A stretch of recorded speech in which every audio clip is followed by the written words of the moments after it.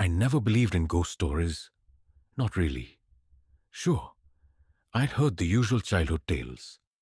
The lady in white who roamed the graveyard, the shadow figure that lurked at the end of dimly lit hallways. But they were just that. Stories. Nothing more. That was until I came across the well. It started when I moved to my grandmother's old house in a quiet countryside village. She had passed away, leaving behind a crumbling home with overgrown ivy strangling its walls. The house itself wasn't particularly eerie, but there was something about the land it stood on, something off.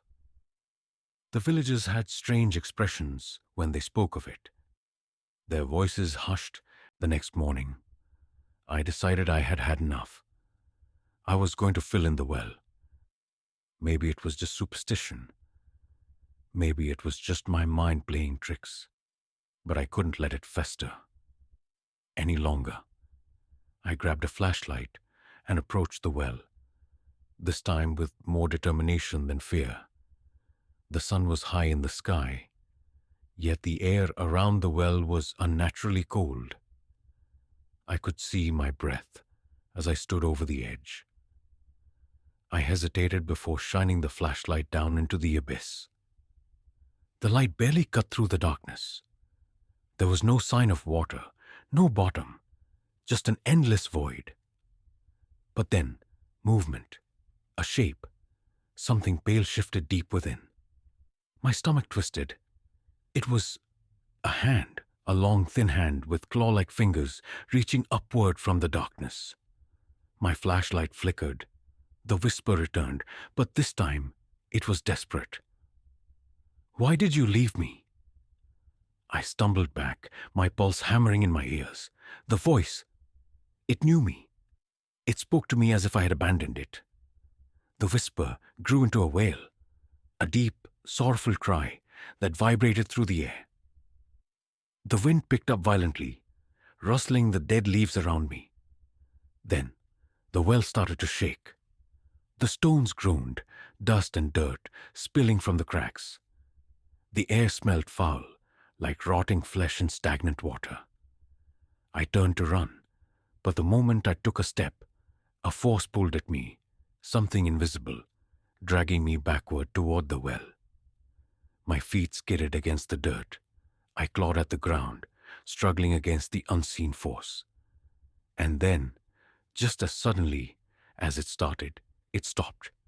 The whispers vanished. The wind died down. The well returned to its quiet, undisturbed state. But I knew better. Something was awake down there, and it wanted me. I didn't leave the house for days. Every time I thought about stepping outside, my mind flashed back to that hand, pale clawed, reaching from the depths of the well. I told myself I had imagined it, that my mind was fabricating horrors from shadows and whispers. But deep down, I knew the truth. The well was alive, and it wanted me. The villagers had been avoiding me since the old man's warning. Whenever I walked into town, their eyes followed me, their conversations stopping abruptly as I passed. Something had happened here before. They knew something I didn't. I had to find out. The missing girl.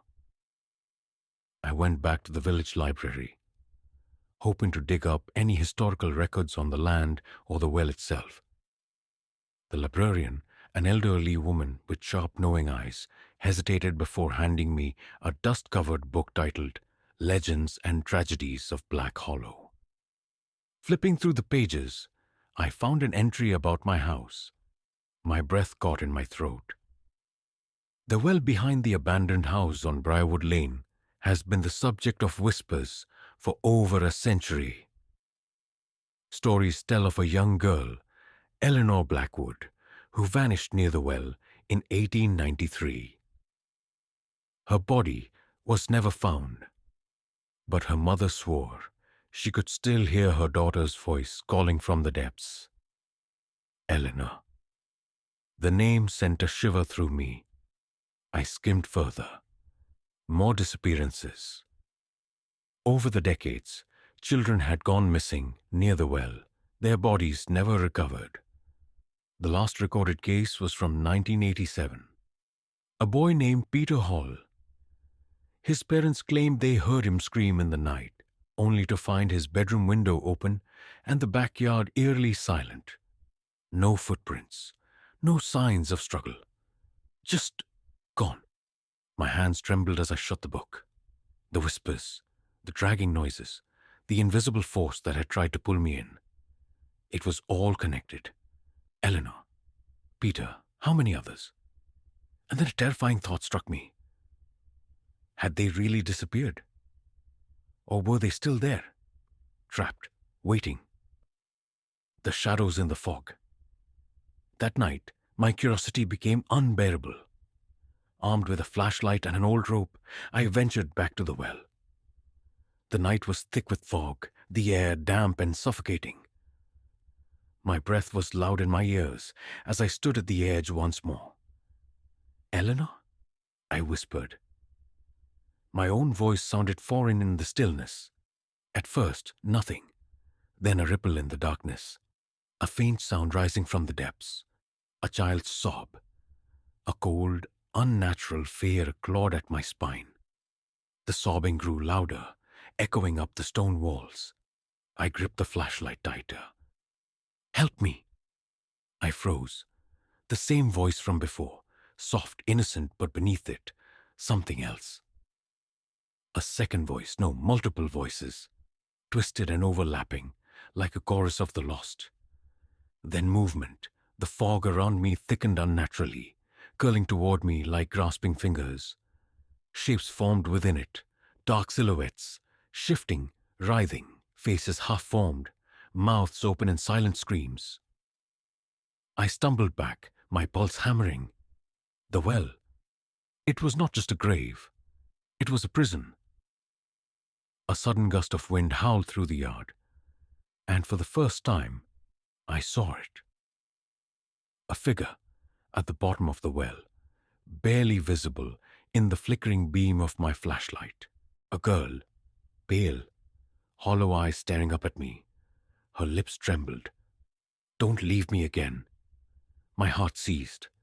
The wind roared, the ground trembled, and then, cold hands clamped around my ankle. I screamed. Something was pulling me, hard, dragging me toward the well. The unseen force was stronger this time, relentless. My nails scraped against the damp ground as I kicked and thrashed. The whispers turned into shrieks, a cacophony of tortured voices. I was slipping. The edge of the well was right there. The darkness below yawned wide, hungry. And then bang, a gunshot. The force vanished. The whispers stopped. The fog lifted. Gasping, I turned my head to see the old man from before standing a few feet away, shotgun still smoking in his hands. His face was pale, his eyes filled with something between fear and sorrow. I told you to stay away, he muttered. I couldn't speak. My body was shaking, my mind spinning. The well was silent now, but I knew this wasn't over, because as the wind settled, one last whisper drifted up from the depths. I will find you. I sat on my porch, still trembling, as the old man poured me a glass of whiskey. His hands were as unsteady as mine. The night was silent now, but that silence felt wrong, like the moment before a storm. You should have never come here, he said, voice heavy, with something close to regret. The well. It doesn't just take, it chooses, and once it does, there's no running. I gulped down the burning liquid, my throat raw from screaming. What is it? I croaked. A ghost? A demon? The old man shook his head. Worse, it's hunger. I frowned. This place has always been cursed, even before Eleanor, even before the town.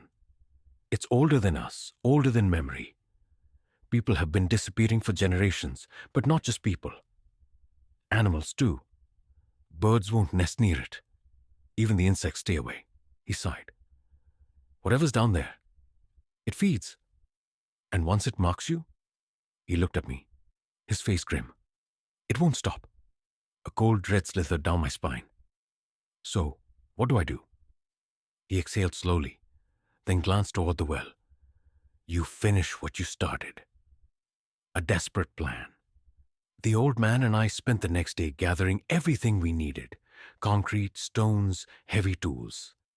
The plan was simple. We were going to seal the well, bury it under layers of rock and cement. It won't kill it, he admitted, but it'll hold it. Maybe for good. That night, under the dim glow of lanterns, we worked. The well seemed calm, almost like it was waiting, watching. The first few stones dropped easily, disappearing into the dark abyss. But the moment we poured the first batch of concrete, the screams started. Not just one voice, many. A chorus of wailing, sobbing, pleading voices. Some sounded young, some old, some inhuman. Please, don't leave us, huh? It hurts. We just want to go home. I hesitated. My hand shook as I held the bucket of cement. Were we burying innocent souls down there? I looked at the old man. His jaw was set, his face unreadable. He had heard this before. He knew. It's lying, he said firmly. It's always lying. I clenched my teeth and poured the cement. The voices screamed. The wind howled. The ground shook. The well fought back. Dark skeletal hands erupted from the pit, clawing at the edges. A face, twisted, hollow-eyed, rose from the depths. Eleanor. Her lips stretched in a grin that was too wide, too unnatural. You can't bury me. Her voice was layered, inhuman.